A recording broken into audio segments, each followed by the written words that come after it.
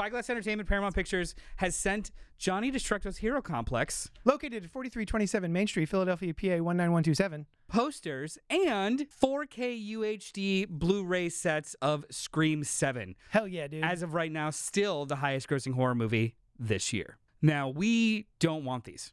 Because we have our own copies. We have our own copies, all right? Relax. This is going to be fun.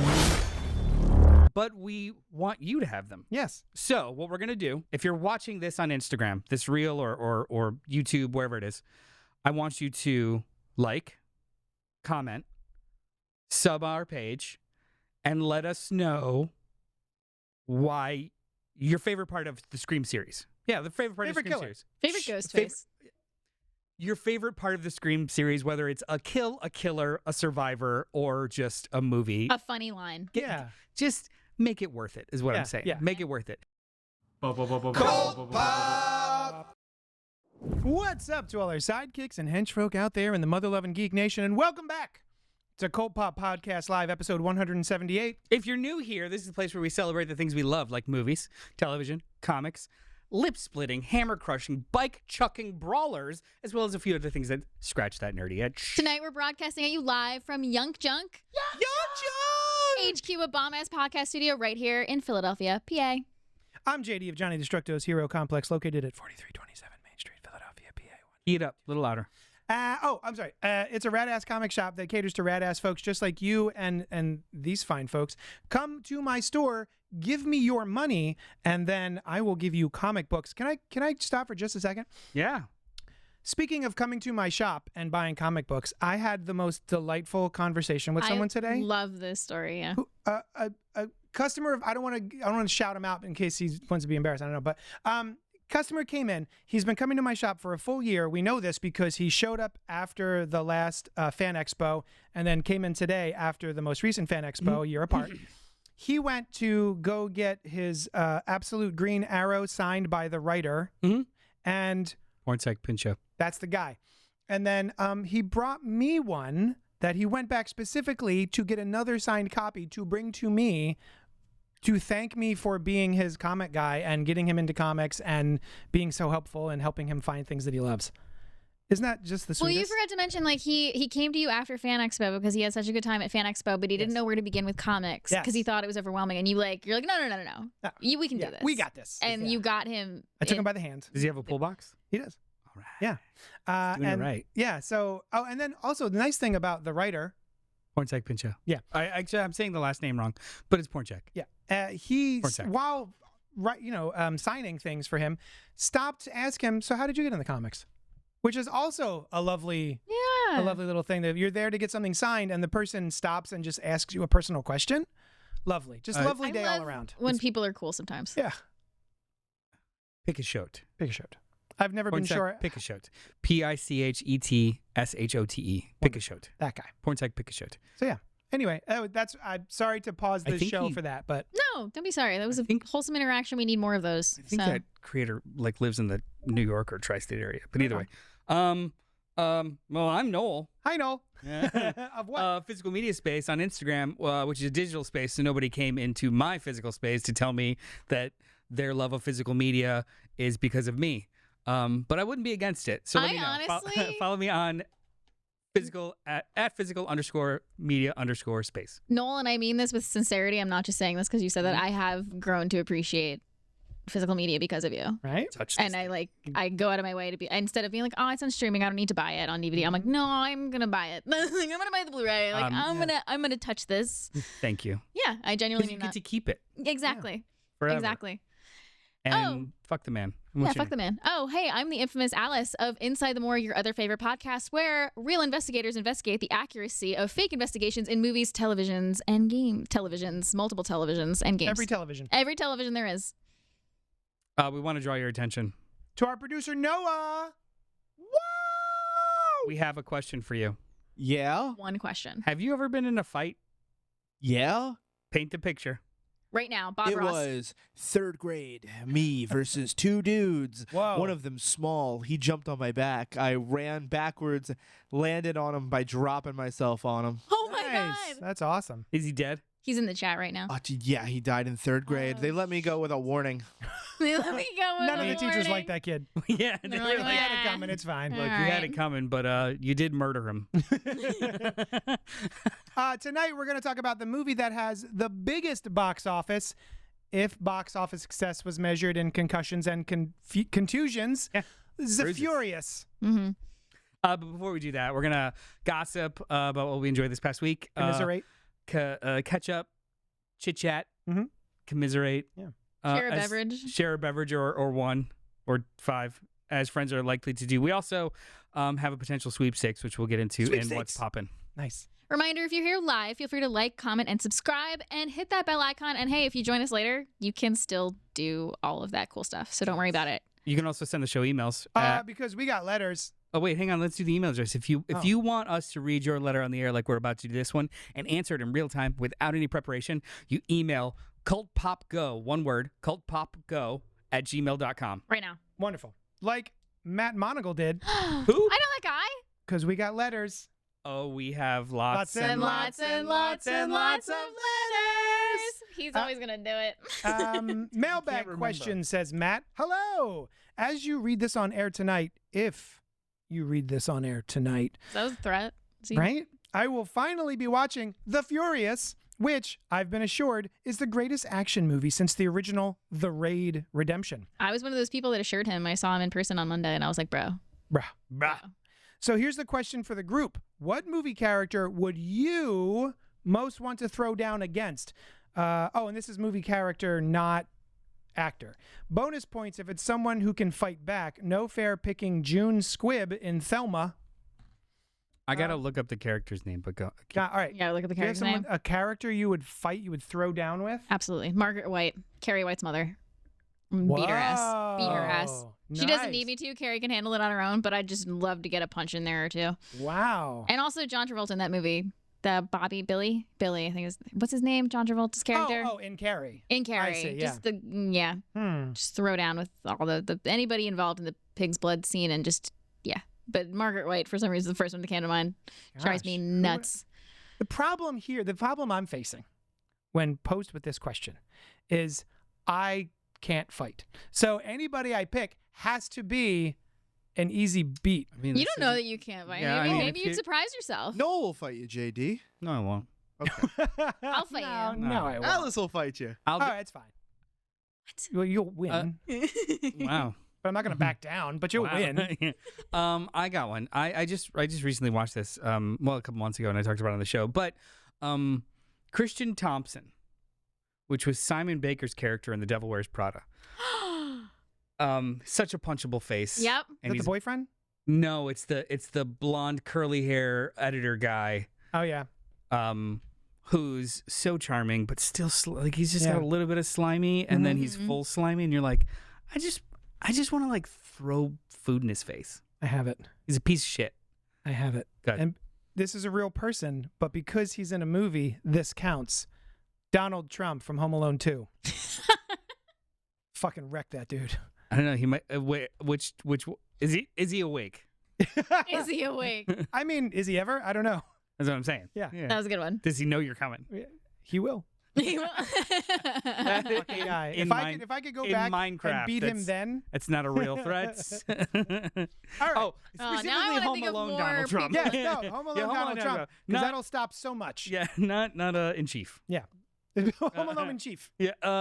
So Hey. we're gonna do What's Poppins. However, we have this kind of fun giveaway to do. Mm-hmm. So follow along.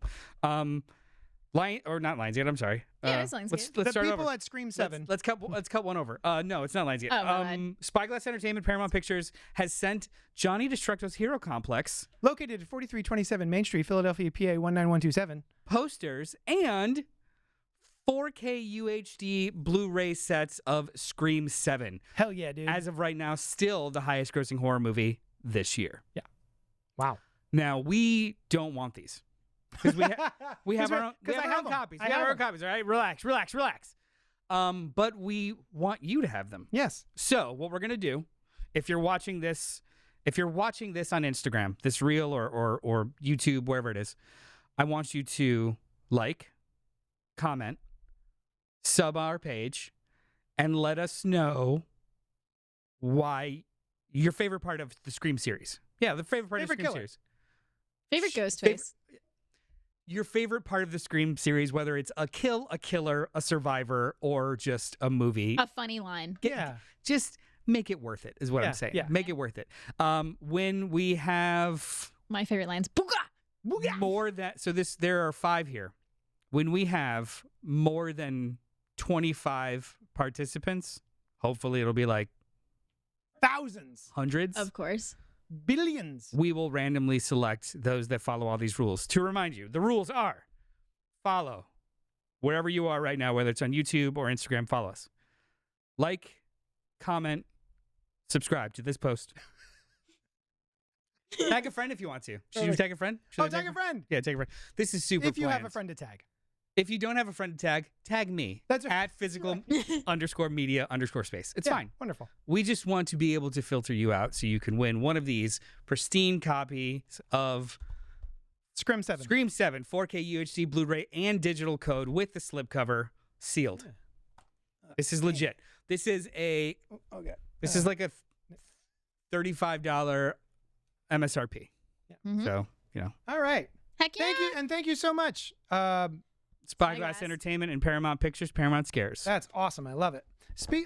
Speaking of Ghostface, is it Oh, yeah. time? Is it time? I was just going to segue into This that. is the Scream This segment. isn't my segment. Poppins, but I did want to share. I know I talked about this forever ago because I ordered this back before JD and I's birthday, and our birthdays are both in About February. to pop that bottle.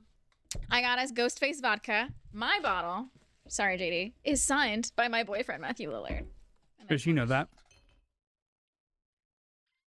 Does he know that he's my boyfriend or that he signed the bottle? A little bit of both. A little bit of both. Which one do you want to answer first? He's happily married. It's fine. I'm not going to be the other woman.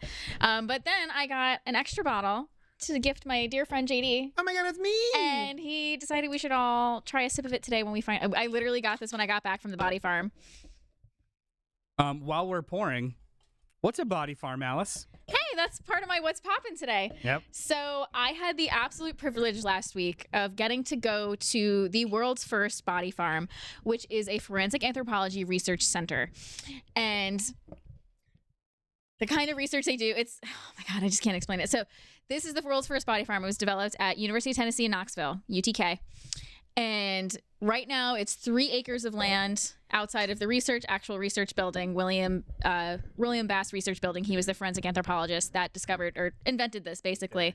And what happens is people donate their bodies specifically to this research center, aka the Body Farm. Are you donating yours?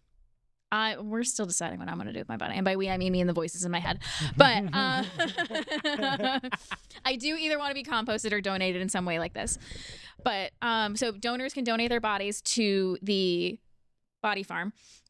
And they do different kinds of anthropological research in this facility. And it's 3 acres of just wooded area with like a hiking path through it. And like they put bodies in different environments, different soils, different sides of where the sun's going to hit them different, and they research like rates of decomposition, how to determine postmortem interval after a certain amount of time, and animal scavenging too. Raccoons are freaking nuts, guys. I kind of knew that. Everybody knew that, but like I've seen that they are surgical with how they will eat a human body. It looked like incision wounds on a leg, but it was just a raccoon had clawed in there and ripped out some muscle. It's crazy. And one of the other things they do is they train forensic investigators like myself in this kind of training, but also in outdoor recovery training. So clandestine graves, so hidden graves was why we were there. So they have other donors that are specifically used for this kind of training, and they'll be buried for certain X amount of time. And we are trained to look for what kind of soil we're looking for, the kind of plant life that's going to be starting to growing after a certain amount of time. And then we're trained on the proper recovery once we discover a clandestine grave. And so Jess and I, we did other projects while we were there, but our main project for those 2 days was literally digging up a body, digging up skeletonized remains that had been buried for a little over a year. And it was such a cool experience. One, to get to go to this place that I've read about. I've wanted to go there since before I worked in forensics. It just seemed like the coolest, most fascinating place. And it was everything I wanted it to be and more. It was crazy cool. Everybody there loves what they do. and it just kind of like rubs off on you because like I love what I do, and it was really cool. I made a lot of cool connections, had a lot of really cool hands-on experience that I'm just very, very grateful for. What? Hands-on experience. Hands-on experience. Hands in. Hands-in experience. Yes. Ugh. Yes, but Nice. we were covered skeletonized remains, and then afterwards we buried a different donor for the next training course. You got to pay that forward. Exactly. right? Exactly. It's seeding next harvest. Yep. Yes. Yeah. You're Nice. planting a body for next It's season. gonna grow a body. It's where I should have answered, but body farm is where bodies come from. Everybody. Yeah. Gotcha, God. Anyway, it's literally a dream. It's been on my bucket list for as long as I've remembered. Like when I read about this, I want to go to all the body farms, but specifically this one I wanted to go to because it was the first one, and it started as like a little area, probably like the size of this room. They showed us the original part of the farm. That's like this is what it started as. It's like a fenced-in area where they put their shed now, Wow. and now it's 3 acres of land.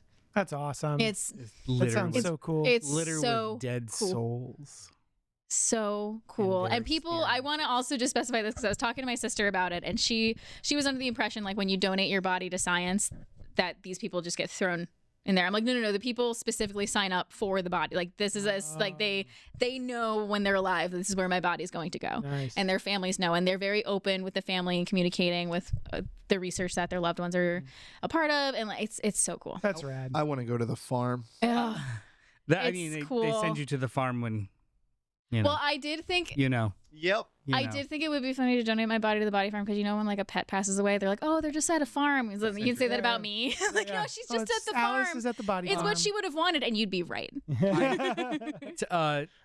Terry is in the chat. He said JD definitely could beat John Malkovich, and I would disagree. Yeah. Because it depends on who's piloting John Malkovich. That's true. Mm. Yeah. Who is at that moment being John Malkovich. If it's Miao Jia, Mi- is that his name? The guy who's the main character in The Furious tonight, right? Miao Jia. Oh yeah. Oh Yeah. yeah, good pull. He What, would probably beat Mike. what else? What else have you got going on? The other thing that I've been doing this week is Olivia Rodrigo's new album dropped, and it is so good. Yeah. So good. For those without any Olivia Rodrigo experience, I what, like the what does she title. do? So What's her vibe? Her vibe, she's pop star for sure.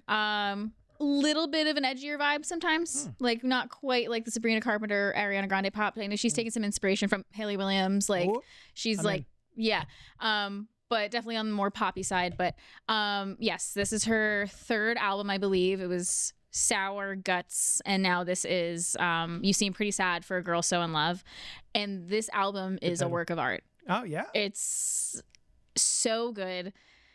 Start to finish, you're basically following the story of somebody who falls into and then out of love. And it's like heartbreaking, cathartic. And she's only 23 and I was like, how does she know all this about me? Like, did she put a microphone in my emails room? that you send her. Probably. Yeah. These were all the she's- feelings that all of us had when we were 17 to 23. It's just that they have a vocabulary for Yeah. Yeah. She's been it. interviewed. A record deal, yes. Yeah, a record As deal. soon as you get the signed Yeah. paper, you are fully an artist. Yep. Yeah. Yes, and she's spoken about it before.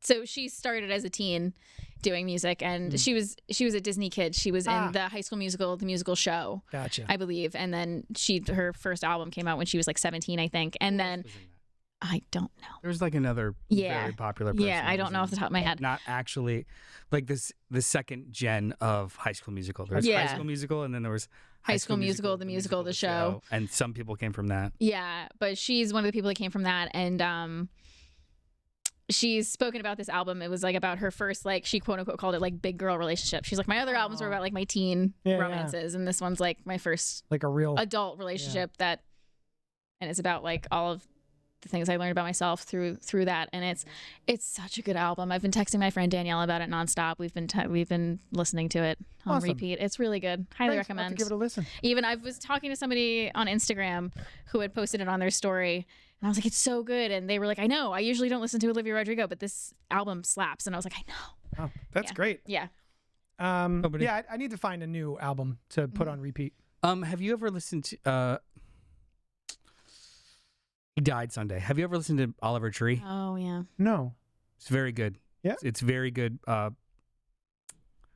pop music, but edgier.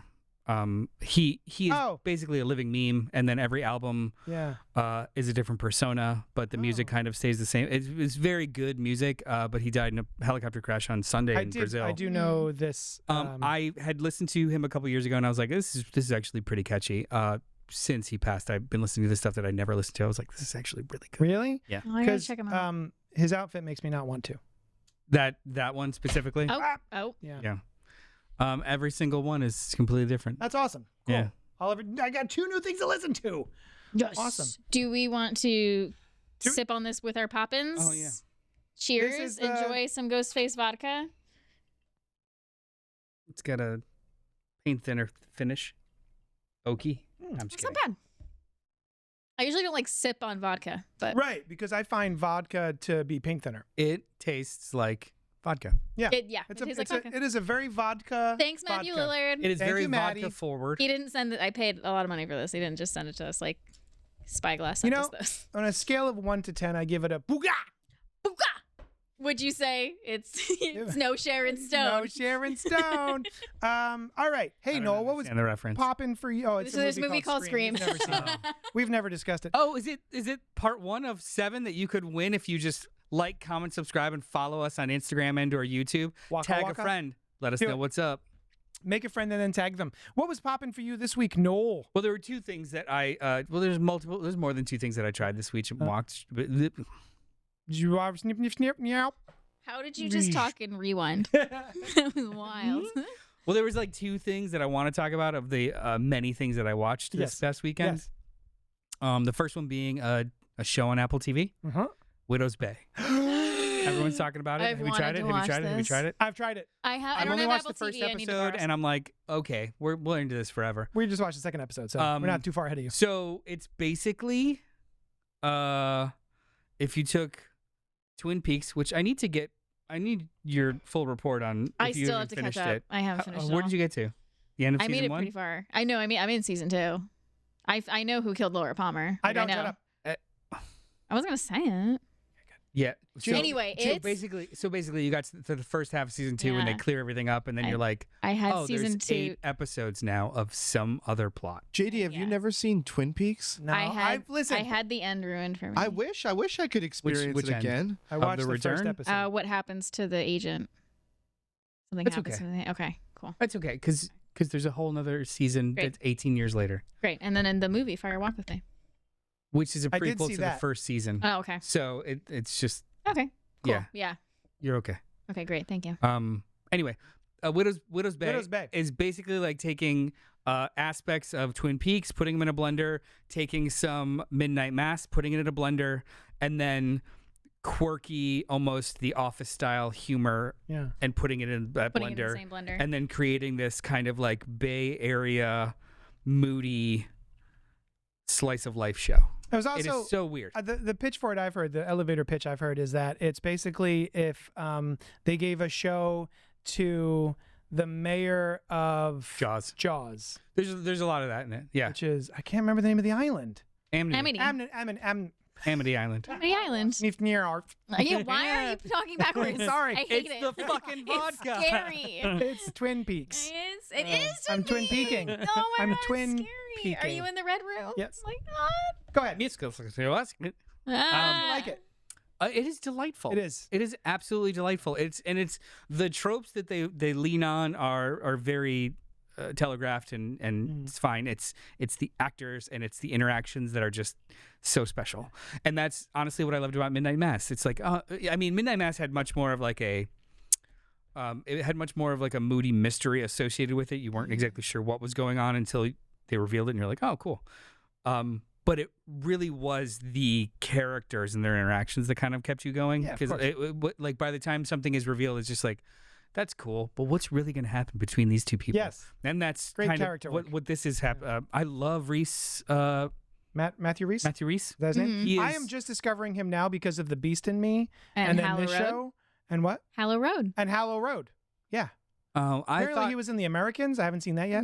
yeah, he's the lead in The Americans. Him and Kerry Russell. To me, it's always been Kerry Russell and that guy. Yeah. I I want to never watch watched it for it. Kerry Yeah. Russell, but now I want to watch it for Matthew Rhys and Kerry Russell. Yeah, this is a really fun show. And then a lot of shows drop on Apple TV. A lot of them. Many of them are very, very good, but most of them just kind of stay over there and keep getting renewed, and no one's talking about them. But every once in a while, Friends and Neighbors. like on season 4, Yeah. excellently reviewed. Nobody watches that I don't show know that a I know. single person Yeah. that watches it. Silo, excellently reviewed. I think I know 3 people in my waking life that watch it Yeah. actively. In your dreaming life, however, so many. So many people. Yeah. But it's very popular. I mean, if anything, it's a bigger conversation about how segmented audiences are now. So, like, you've got one streamer. It's incredibly popular on that one streamer. It's got 7 seasons. I've never heard of it. For All Mankind. Do you know anybody that watches For All Mankind other than Optimus and Matt Henley? Nope. That's it. Those are the only 2 people. I didn't know they watched it. They're on season 17 of that Jesus, show, yeah. and there's a spinoff. There's a spinoff now. Yeah. I heard it's good. But either way, Widow's Bay. Here it is good. Widow's Bay, really fun show. The other thing delightful. is arguably the most popular thing that came out this past weekend. You had a chance to see it as well. I did in the theatre. Disclosure Day, directed by Steven Spielberg. Rotten Tomato score 81%. Mm-hmm. Audience score 72%. Huh. I actually do have a review. Oh, Letterbox? nice. My It's Letterboxd Letterboxd. review. We got lots and lots and lots, Lots and of lots of Letterbox. If you'd like to sponsor us, yeah, right. It's loading. So what did you think of Disclosure Day? Well, I'll tell you, while I was immersed in Disclosure Day, I loved how the All right, stop it. And I was I love how the information was disseminated. I like That was great. I like how you go into that movie, and it's a shame that I know that it's an alien movie. But the way that I'm just the kidding, I do. information is disseminated, is that the word I'm want to use? Yeah. Is divvied out throughout the process of the film. I love the mystery of it, and I love that it's basically a spy thriller that just happens to have some alien in it. So I like the mixture of vibes there, and I was all in watching it. I was it's a gripper. It's like no, it's just a gripper. it's a gripper. And We're gonna go with gripper. yeah, it's a gripper. You know what? It's a gripper. It grips you. Whatever's in Getting gripped. reach, Yeah. getting Yeah. gripped. If it's on you, it's being gripped. So yeah, with consent, I love the Consensually movie. gripping. consensually gripping. I love the movie. I love so many aspects of the movie. I think the ending I had a little bit of an issue with, but not enough to ruin the whole experience for me. I thought it was a blast. And then I walked out of the theater and woke up the next morning and went, meh. Like, for some reason, I wasn't like, oh my God, I got to go watch that again. The experience that I had in theater normally would be like, oh man, I got to go see that again. That's great. But I woke up the next day just being like, oh, that was good. That was pretty good. But as far as Spielberg films are concerned, I don't see it going down as like one of my favorites of his. There's just I have several questions that I've tried to figure out the answers to, and I haven't been able to, and I thought I did, and then Sushan brought up something. I'm like, nope, that doesn't work either. I want to talk to your wife then, So because yeah. I've been having those too. Yeah. What did you think, Letterboxd? Disclosure Day, 2026. Watched June 12th, 2026. Perfect. So, yeah. To paraphrase some reviews I've read from a number of people I respect, quote, how can we take serious or accept a scenario that ignores our current times? It rings hollow, untrue, and tone deaf, end quote. This is a sentiment with which I don't disagree. In fact, it even makes me think more deeply about this movie, particularly what the response to cynicism could or should be. Additionally, I'm forced to wonder if it's a piece of art's job to reflect cynicism and reality of present times or a more idealized state of humanity. Is there space for both or either, or are we just stuck in a specific gears per generation other than to be just dismissed? Disclosure Day is intended to be faith-based ideal, faith with a small f, not a capital one, presented by a hopeful elder statesman of the medium. It is an at times borderline cringy in its sugary notions, kind of. But do I think that this movie rings false from its premise? No. In reflection, I actually found a great deal of it pretty wonderful and was emotionally affected by some of the aspects of the third act. In particularly, I was taken back to 2019-2020, where chilling and historical events were unfolding before us, but the only window we had to the outside world was media. It was eerie, it was disorienting, and the third act unexpectedly moved me. Great. That whole sequence was like, why am I getting the feels about this? Ultimately, this is a hopeful movie, hinging on the notion that if we all just talked and truly listened to one another, then we can find a way forward. Is that unrealistic? Probably. But do I fault the movie or enjoy it any less for venturing to make its central concept one of empathy? No, I do not. On top of that, Eve Hewson is the MVP here, and Spielberg is a goddamn maestro with the camera. I couldn't stop thinking about the levels of difficulty in his direction. There is one sequence specific. Eve Hewson is Jane, the Thank nun. you. Bono's daughter? What? Right? Oh, okay. Yeah. So I guess she that's looks an too American old to be accent. Bono's daughter. Bono's like 65. Oh. Anyway, go on. There's one sequence specifically. Oh, wait a minute. I'm sorry. Are you talking about the young girlfriend character? Yeah, Jane. Oh, I thought you meant like her mother superior. I was like, wow. No, That Jane. age differential. Okay. yeah. No, she's wonderful. yeah. Bad Sisters. She's amazing. She's amazing. I love her in I Bad didn't see. Sisters. Oh, I didn't see all of it. So good. Either way. Yeah, she's wonderful. Yeah. But she is the best part of this movie. Yeah. Like God. Emily Blunt is really, really good. She does Really, so really much good. in this movie. Yeah. There's one. Did you listen to Slash Filmcast yet? Yes. I didn't even clock the Jesus parable. Me I'm like, wow, that's actually pretty And the intelligent. The stigmata I got. yeah. Because she was basically performing an exorcism on herself during that sequence. It's so good. There's Damn it. so much to love about this movie, but the Steven Spielberg as a filmmaker is just so good at his job. Mhm. It seems like he's not doing his job, if that makes sense. When you're good at something, Yeah. nobody notices it. There's one sequence in particular of our main character, technically our main character, I guess, because he starts the movie. The wrestler who kicks the camera. No, I forget the actor's name. I'm sorry. Josh O'Connell. Josh O'Connell. Thank you. Connor. Bad guys are at the cottage. His girlfriend is in the cottage, stuck. He is far away. Yeah, he is far away in a field and behind a fence. Yeah. And he's trying to figure out how to get to the house across the cars through the fence. He is crouching along the fence, basically just kind of plotting his course to get around them. It starts with a high crane shot, Yeah. but then comes down to, and this is all contiguous. Starts because I think there might be a hidden edit in there. So that's why I said contiguous and not continuous. Ah. It starts as a crane shot, comes down to his POV, then starts to follow him, and then it starts going through. The camera literally starts going through the fence to kind of give a front view of him, and then goes back to follow him, and then trails behind him, and then goes through a fucking car to get back to where he is going when he makes his decision to just like roll. That is so difficult. Yeah. But it's so seamless in the movie. It's not showy. So it's like he's functioning at this echelon of pure mastery, Yeah. but it's so fucking flawless that it seems pedestrian. Right. He makes it look too easy. How is that possible? Yeah. Right? It's too good. Yeah. Also, too, I think the editing of this movie was wonderful. That whole third act is great to me, even though it is corny. Corny as hell. But even just the way that they're spoilers. The final situation where there's a lot of things happening in one small room, and shouldn't be as entertaining as it is, but it's like bam, bam, bam, bam. So yeah, really well directed. Yeah. I think it was really, really fun. But for some reason, there's just some elements about the end that sort of stick with me. I think this will age pretty well. Yeah.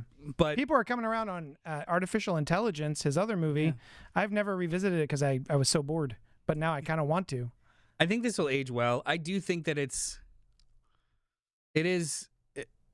sucks that this is how we're so desensitized and so worn down as a culture currently that it's hard to separate ourselves and just accept a piece of media that is not cynical. Mm-hmm. The thing that I keep thinking Which I about, respect and I get, and I also had to fight it actively during the movie. Same. The thing that I keep thinking about with regard to the end of this movie, which won't be spoiled, but it does end in a little bit of what the phrase is, Pollyanna, right? A little bit of little too sweet, is Inglourious Bastards. That exists in a world different from our own in certain regards, and the end of that movie has a very different historical context than what actually occurred. And so I kind of like, okay, that's in a different world where things are handled differently. And so with this, right? Yeah, you could see it that way. Yeah, sure. Yeah, I mean, like, why can't we have an idealized version of, and it's not even idealized. That's also something I wanted to say about this movie that I completely forgot. It is an incredibly small movie, but at the same time is global. These 3 people are doing something across states, but the backdrop is we're on the cusp of World War III. They make mention of it, but you don't get names. You see just like chyrons on TV screens when they're at the gas station just having a conversation. There's tons of other cars lined up because we're at a shortage of things. Like there is awfulness happening outside of the windows of this movie, but it maintains its focus, which is really, really interesting that he was able to balance that. So it's not a hopeful movie. There is nothing but cynicism in every single ounce of this movie. It's just he chooses not to indulge in the cynicism, and I think it's disconnecting with some people. But I see that. I really enjoyed it. And it reminds me, this movie's a lot like Watchmen. It is the opposite of, actually, that was the first thing I said to Sam in the car. Like this is the same kind of scenario as Watchmen, some other something that could potentially get 2 other factions to just like pause and come together. Whereas the conceit of Watchmen is it must be an adversary. The hope of this is that it's a divining experience or a combining experience, which both are bullshit, but still very well done. I thought this was great, and I get why people don't like it. I'm hearing the thing that bothers me, I think, is that people are calling it dumb and poorly written. I don't think it's dumb. And I don't think it's dumb or poorly written. I've seen a lot of that, even from people like Jay Stubes, which really? surprised me. I was like, oh, I did not expect that from her. But anyway, I thought it was fun. And I thought it was really well crafted, but I did have some minor elements that I didn't like. JD, what's been happening for you this week? I don't remember. So there's I love horror video games, and I also love platformers. I love 16-bit 90s, late 80s, early 90s style video games. Those are my jam because they're generally a lot easier, and I'm old. So there is a series of video games that came out, I want to say a couple years ago at this point, Retro Realms Arcade, which has 2 video games. One is Ash vs. the Evil Dead, and the other one is just Halloween. Michael Myers Halloween. And this game is perfect for Ash vs. Evil Dead. When as soon as you get there, you've got your chainsaw hand, you show up at the you're in your what is that thing called that he lives in? Like a trailer. He lives in a trailer park. Double wide, maybe. So, and he gets approached by this otherworldly being that is trying to get the Necronomicon to further his plans, and it's basically just a side scroller that is very, action oriented, and there's a lot of slashing and hacking. And you also have this ability to switch whatever screen you're on from being in the trailer park to being basically in the upside down, where everything's covered in goop and dripping and there's eyeballs everywhere, just like blobs and stuff. And then you can switch back and forth. And so the fun of that element is that if you are in the trailer park and you can't get to a certain thing, like maybe there's a Necronomicon Ex Mortis up there that you can go get, but there's no way to get up there. Oh, if you switch the screen to being in the upside down, now there are other platforms that you can jump on and get to the thing and then switch back. So that's a lot of fun. And where can you get it? Stream? Steam? Well, I've been playing it on my Switch. You can just buy the 2-parter. You can buy Retro Realms Ash vs. Evil or Retro Realms Halloween or the double feature, which is like $40. And I played the Halloween one at the shop the other day. So it's very fun. That leads me to Halloween, which is everything I just said, but Michael Myers. So in the psychiatric asylum, he's like breaking out. Oh God, what's the name of that psychiatric ward? I don't know. But yeah, it's basically your Michael Myers jumping and kicking and climbing things like a monkey. Nothing like Michael Myers at all, but it is still so delightful, so fun. And the very cool thing, it seems like when you go into the game kicks off and you're in a first person and you walk into an arcade, all the other arcade cabinets are covered in tarps. So the only one you can get to is Halloween and Ash vs. Evil Dead. My hope... Smith's Grove Sanitarium. Smith's Grove, thank you. My hope is that there'll be maybe a Nightmare on Elm Street version and other ones, a Scream version. So that would be really You're fun. in the Mocker house or the high school. Right? So yeah, it's a blast. If you like platformers, Are you if you like, dipping it in the vodka? You hell yeah, dude. monster. So if you like Pretty good. side scrollers, No bullshit. highly recommend. Definitely check it out. My other Poppins is Keeper from 2025, which is a Osgood Perkins joint. I love Osgood Perkins. The Rotten Tomatoes has it at 50%, audience score 40%, and it is starring Tatiana Maslany. Tatiana Maslany, What? I didn't know Others. she was She-Hulk. What's that? Others. And other folks. And this is basically There's no one else other than him. Tatiana Maslany's character is going to a what's to say cabin? It's not a cabin. It's a house because he's rich. A house in the woods, and with her boyfriend. She's been together for like a year or two now, and they're just going up there for a little vacay, a little relax. Aw, I bet and- it's so relaxing. And then spooky stuff starts to happen. But they have a great and time. I think I love this movie. What other movies have Osgood Perkins done, Noel? Long legs. Monkey. Yes, I think that was And him. the monkey you liked. Blackcoat's daughter. I love Yeah, Blackcoat's Blackcoat's daughter. daughter. Matt Monaco likes Osgood Perkins and has a tattoo. That's right. Okay. Yeah, not of Osgood Perkins, but Of the daughter. I think it's Blackcoat's daughter. Yeah, correct. This was great. I really like this. You should definitely watch it. I won't spoil the end, but I think you'll like it. Amazing. Yeah, man. This is spooky and weird, and the creature designs. Spoiler alert: there's some creatures. The creature designs are so original and spooky and weird and unsettling that they have stuck with me ever since. And I kind of want to revisit this further down the line. Why are you? Why do you think people hate it? I think it's a slow burn, Mm-hmm. and I'm not sure that people like the ending as much as I like the ending. Mm. And I also think, while I think the creature designs are unsettling, they can be, I think, a little goofy out of context. But you didn't like Monkey. I did not like Monkey. You I didn't- don't that Did you what like I didn't like about Just Monkey. the Monkey. The Monkey. Yeah. Sorry. What I didn't like about the Monkey is that it felt like Final Destination, but Mhm. without the fun that I had with it. And I didn't really think that the Monkey was funny. I know it's supposed to be a horror comedy, and I just didn't find it funny or And charming. we both were like, I don't think we either liked Long Legs. Like, it was fine. Yeah. I liked Long Legs a lot. I I think remember it was being fine. There were elements I liked of Long Legs, but there are so many trip ups at the denouement. Is that what I say? Long Legs to me, I think Long Legs fell apart logically. Like, yes. it required multiple actors in the movie for their characters to just sit there and Not atrophy do something. and not do something in order Yes. for the plot to happen. Yes.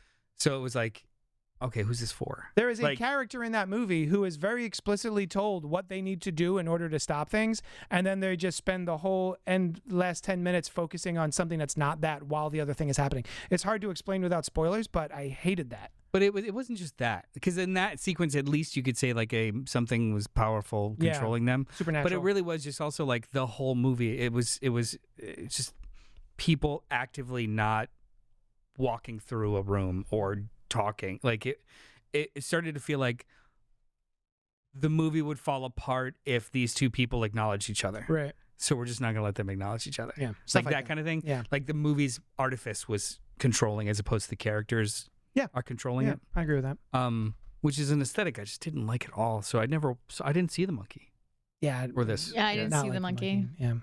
I think you should watch Keeper, though. Yes. Yeah, it's good. I like it. All right, that's what was popping for us this week. We were curious, should we do Disclosure Day as our main review or The Furious? And I think we were all just a little bit more excited about The Furious after watching the trailer. Is that what happened? No, it was well, maybe. It was We voted. We were gonna do Disclosure Day. Yeah. And then we found out about this and I campaigned.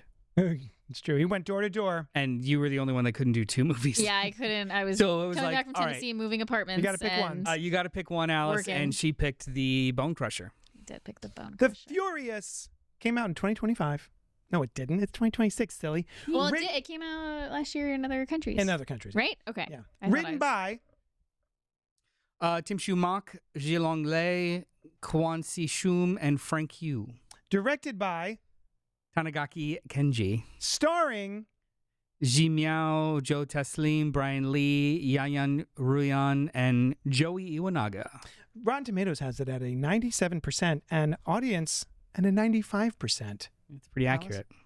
After the daughter of Wang Wei is kidnapped by a criminal network and he receives no help from the corrupt police, Wei sets out on a rampage to find her himself. His only ally is Naveen, a relentless journalist whose wife has mysteriously disappeared, investigating some shady things. Fueled by a furious vengeance, the unlikely duo ruthlessly fights against the kidnappers in this explosive martial arts showdown. I will say this was, in fact, an explosive martial arts showdown. Several showdowns. Several exploding martial arts. Yes. Oh, I never gave my sorry. Your Letterboxd? Disclosure Day was 3.5 stars. Okay, thank you. Um, Out of 5? Yeah. Okay. So Do you have a Letterboxd for The Furious? Of course he does. I take my job seriously. What the absolute fuck? This is the most disciplined action movie I may have ever seen. Oh. The rhythm with which it escalates is as steady as a heartbeat, constantly rising in emotion, violence, intensity, anger, and impossibility until one single moment in the final 2-on-2-on-1 fight that goes full anime. It is in this 2 seconds of screen time that the entire theater explodes as intended by the filmmakers. Masterful. I cannot recommend this enough. One can easily compare this to other action masterpieces like The Raid, Intrepid Heroes against the Gauntlet of Foes, but it's the pace that separates these two. The rhythms are different. The Raid is loud, cathartic cacophonies of sound interspersed with beats of recollection. It speeds up and stops, lets you catch your breath, then ups the ante. The Furious is more of a steady incline, starting at a reasonable pace, but then begins to rise incrementally and exponentially, and before you realize it, you're going 100 miles per hour weaving through traffic. It's more of a marathon than a sprint that may not leave you breathless, but will absolutely make your heart race. See this as soon as you can. Support these kinds of films in theaters. 4 stars. I agree with that. 4 stars. So good. Except for, I think it's important to say that it is a crescendo that starts very loud. Like the very first fight is better than the end fight of other movies. Oh, no. Hang You know on. what I mean? I'm just saying, like, but the rhythm, the beginning Yeah. of the movie, it's like a heartbeat. Yes. It sets that tone. Yeah. Doesn't drop from that tone. No. It incrementally only goes increases up. that Yeah. tone. Yeah. So until it becomes like a full 5 split screen stare Crazy. anime. That was amazing. Is that the part you're talking about? The whole Because theater. Sitting The next other to Noel, 5 he just goes, "This movie's fucking awesome." I broke a rule. Actually, this was an amazing theater experience. I was so happy to be there with Noel for a good theater experience. It was so good. People did not shut up, and they did it for the right reasons. Nice. There is a specific sequence. There's a callback in this movie. Our main character's handyman. He wears flip-flops all the time. His daughter's like, "I bought you steel-toe boots. You wear your steel-toe boots. Why aren't you wearing them?" He finally puts them on, but he does it for a specific Kick-ass reason. Yeah. gut Yeah. or a rib cage crushing reason. Yeah. He does so, and then the two people behind us, in unison, steel-toe boots, That's awesome. and all of us were just Locked We're in. like, yes. into it, Nice. and like I love that. at the right moments, everybody. So by the time it got to that 5 split screen with like a rogue agent and all kinds of crazy shit, I just turned to her and I was just like, "This movie's fucking awesome." Yeah. Nice. With like didn't even kind of like whisper it, and everybody Yeah. was just like into it. Nice. It was Awesome. a wonderful experience. Wonderful. There was lots of oohs and ahs. It was great. Alice, did you have any experience with the Raid Redemption or the Raid 2? I did not, actually. Holy cats. I know, and now Lot I of need You have mild experience. Some of the same folk. When we had a movie night, I got drunk and was just like, "You guys should watch The Raid." And I think I put like 3 or 4 clips on. Yeah. You did! Yeah. Nice. I was, Excellent kung fuing. yeah, because we watched one of the Mission Impossibles and they're like, "It's a great action movie." I was like, "You know what's really good at?" Yeah, what's that? Boring. Yeah. Like, here, let me slow down. Look at this. He's running across the table. That's one shot. That's what happened. True Nice. story. Going in, Mhm. all you saw was the trailer and you were just stoked about it? I was, yes. Yeah? I saw the trailer and I was stoked about it. And it exceeded expectation. What?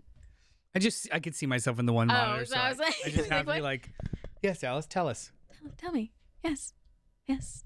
Yeah, I saw the trailer and specific sequence in the trailer involves a ladder. I knew it. That's the one that gets you, And- right? Yeah. Yeah, be like, and okay. I was like, I need to see this movie. And it just like, I think we were all seeing a different movie together, and like the trailer came on for it, and like you were like, this one's gonna be good, and I was like, yeah, I'm stoked about this one. Are you generally a martial arts enthusiast? Like, do you seek out martial arts movies? I love well choreographed fight sequences. And dancing for me. Yeah, dancing. And I used to be a dancer. You're not a martial artist. I wish. Same thing. Yeah, but, and that's what's awesome about it. Like, so well choreographed fight scenes are some of my favorite things in action or any movies, but action movies obviously. And I share that with my brother. And right after we got out of the theater, I like had my phone in my hand as we're walking out. I was like, I'm texting my brother that he needs to go see this movie or at least watch clips from it, because like we'll just send each other clips from like different movies that we love. We're like, remember this fight scene? And I'm like, now I'm gonna go through like a YouTube hole of just different well choreographed fight scenes that I love from different movies. I need to send you the video that I sent to Eno. We took my nephew Eno. He also enjoyed it thoroughly. At least he told me he did. He could be lying, but no, I think he had a good time. Before I had to convince him, like he'd never heard of this, and I was like, come on, you know what? Check out this video. I sent him a YouTube video about The Raid, about why it's an excellent action movie and how it's edited and put together as to why it like works so. Too. I will watch that. But it's basically about eye tracking. Like it's just the fluidity of the camera keeps your eye where it's supposed to be, even when there's tons of things in motion. And they make sure when they do include an edit, the edit doesn't go against the motion of the previous shot. So your eye is always in the right spot. So there's parts in this movie that are so incredibly complicated and whip neck fast and really crazy, but you're never lost. Yeah. No. There's full 8 people brawls, but I never had confusion of the geography, who was doing what where.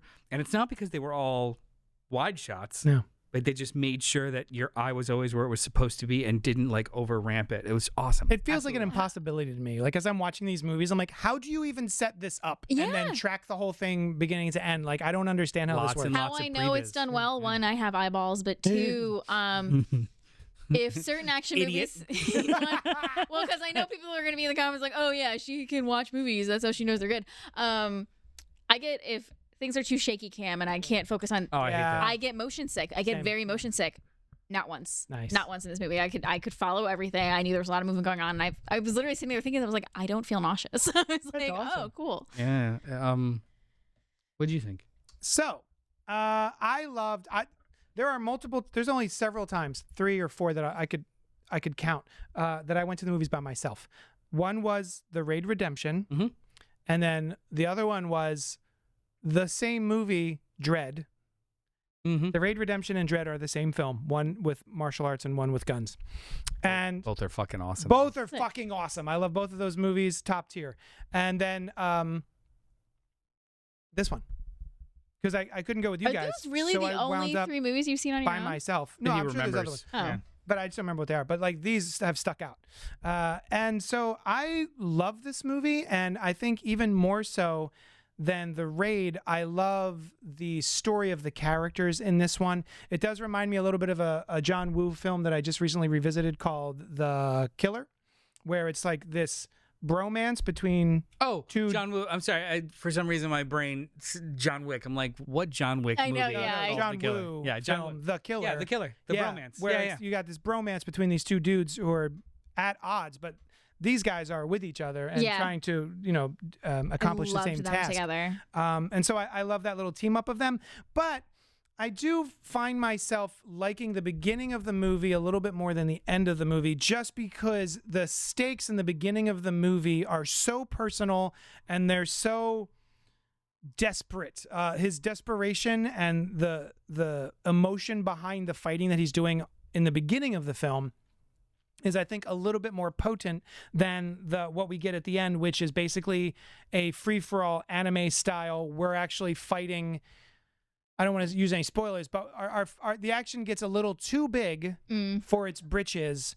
And then I kind of was a little bummed out by that. And it was a little too cartoony, which we'll get into in spoilers. But the rest of the movie I love. And I think this is top notch.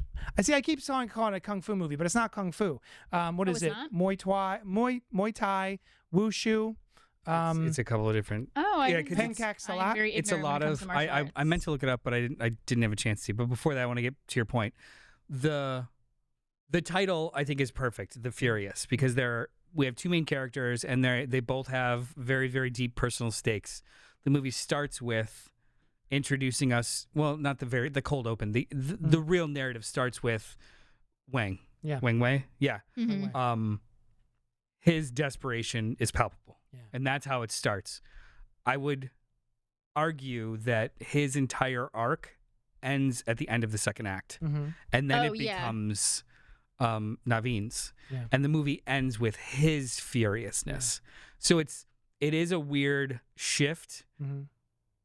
but I would push back on it being palpable. It's still palpable. It's just I related to one over the other Mhm. more so. Do you As know a what I mean? father, I was very, Yeah. very into the Because beginning of it. because that was but that was resolved Yeah. at the end of the second act Yeah, into the third it's true. act, Yeah, and then I it think that's became why, yeah. more of a Him shift trying to get his to resolution. his anger Yeah. Yeah. and his friend helping him, because the other way, like it's almost two little like ongoing parallel narratives that just Yeah. have the same foe, Mhm. which is also comes to fruition in that 5-on fight. God, that Crazy fight was fight. so It's crazy. good. But also some of the craziest stuff I've ever seen. Mm. Yeah. So That's where the ladder scene was.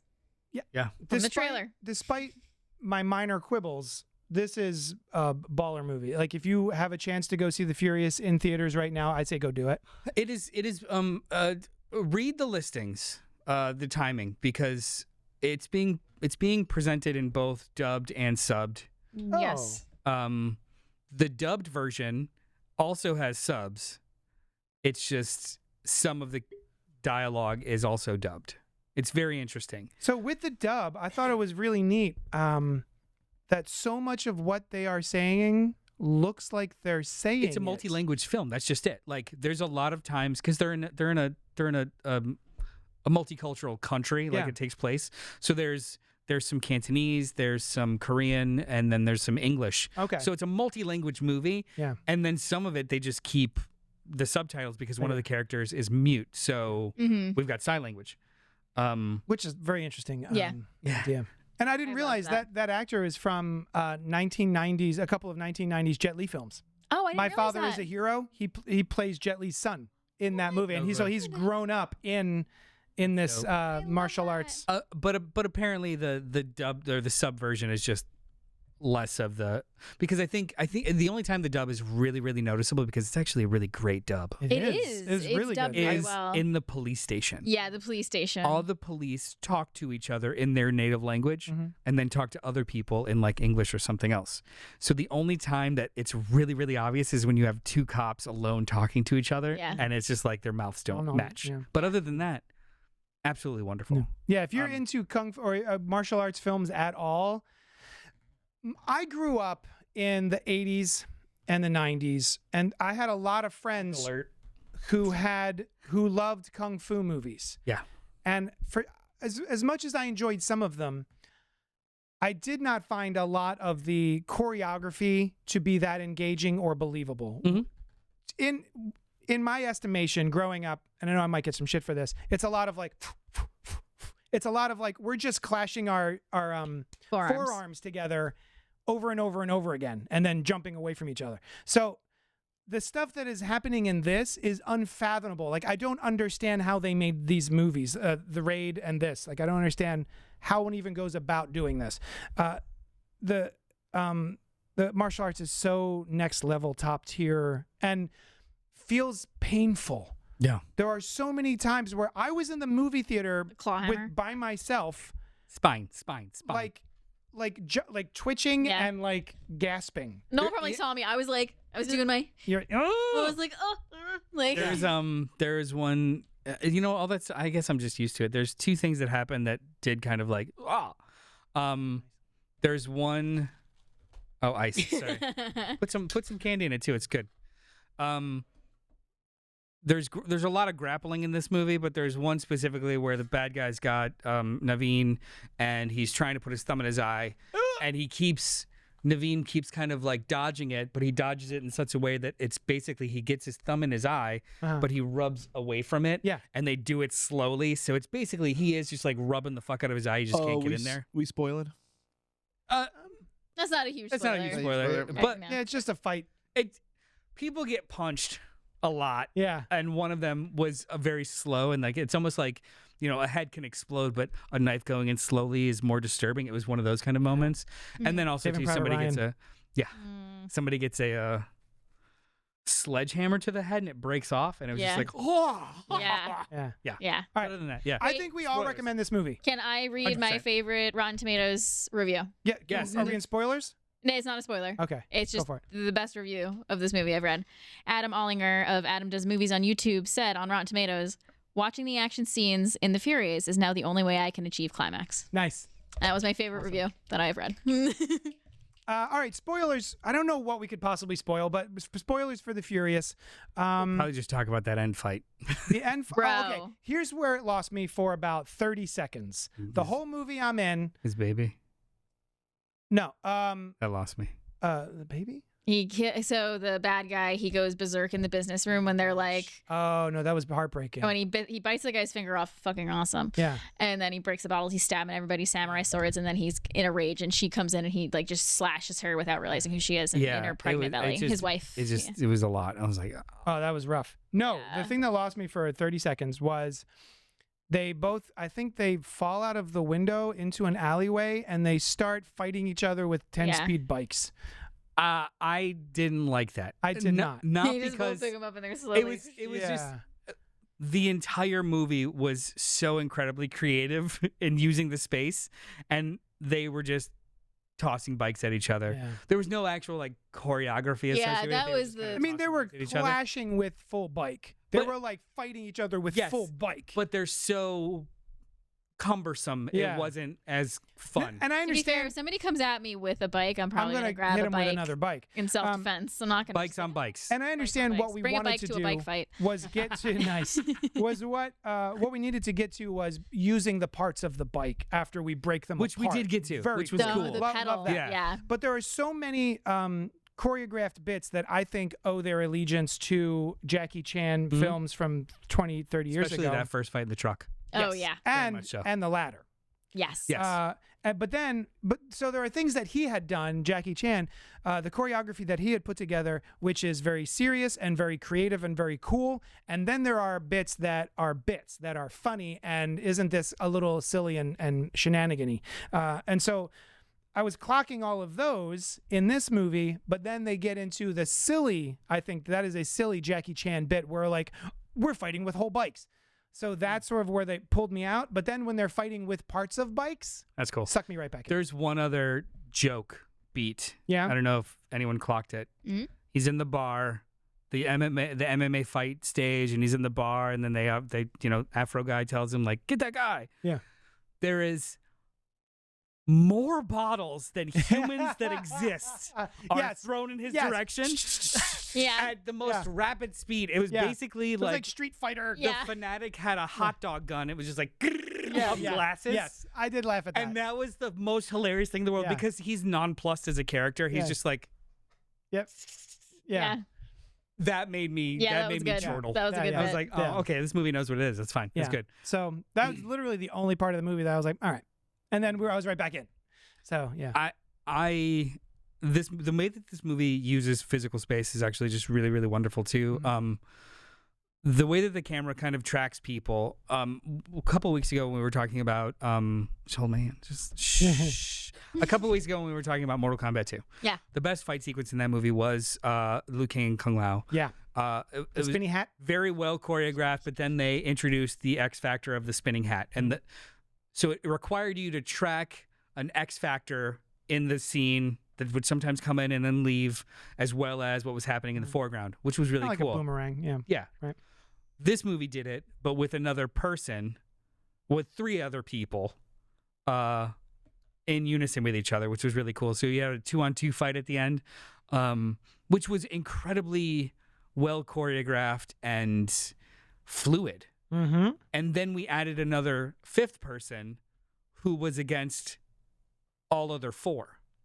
So it required this kind of choreography or even just character work Mhm. where I am technically helping my foe in a second to help out my friend who is about to get hit by the fifth person who is, and it was trackable and Yes. it was wild, and I was in awe. I was in absolute awe. Yeah. And then the fights broke out where you had 2 downstairs and then 3 upstairs, and 2 bad guys helped get rid of the rogue factor and back and forth, and then continued.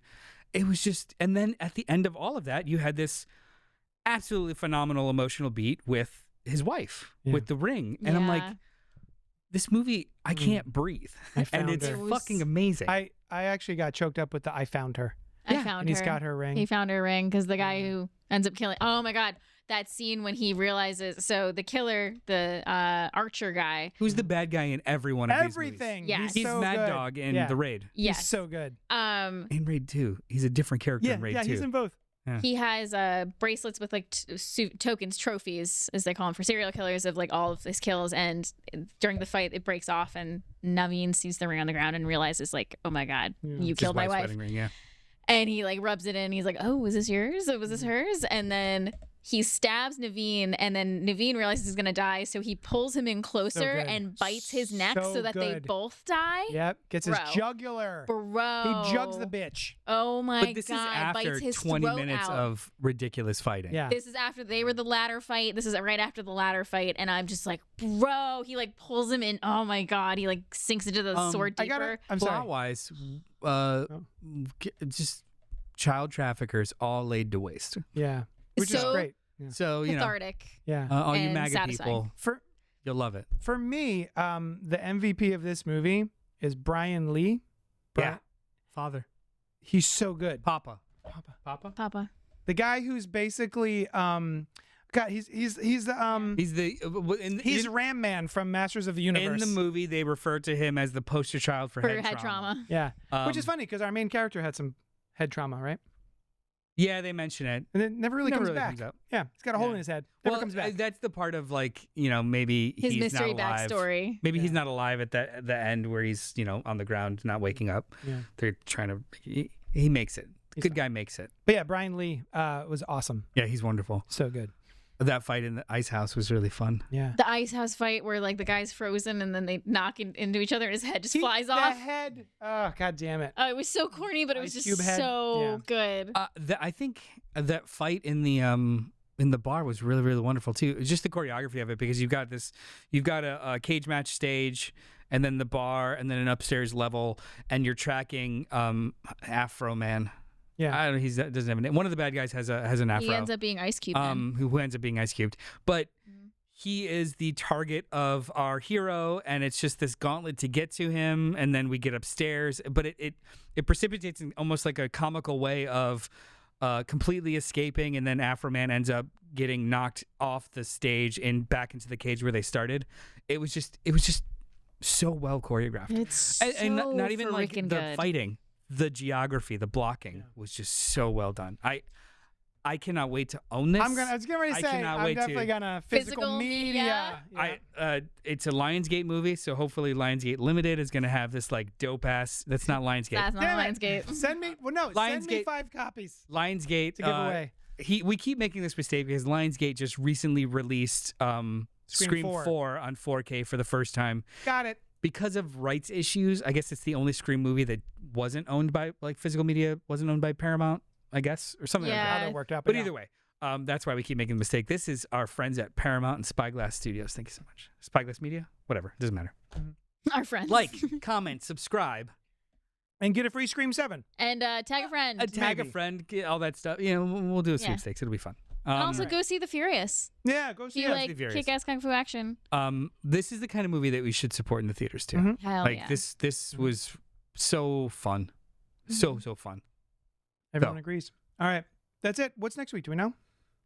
It's actually it was supposed to be something else, but it's not going to be that. So we're Mhm. open. We'll talk Email about us it at afterwards. cultpopgo@gmail.com tonight or tomorrow. Right now. I do- Immediately. Let us know if you We have need any to know now. options for next week. We do have a suggestion. We'll talk about it off screen. All right. Thank you so much for hanging out with us, and we'll talk at you later. Skidly-dee-doot. CultPOP.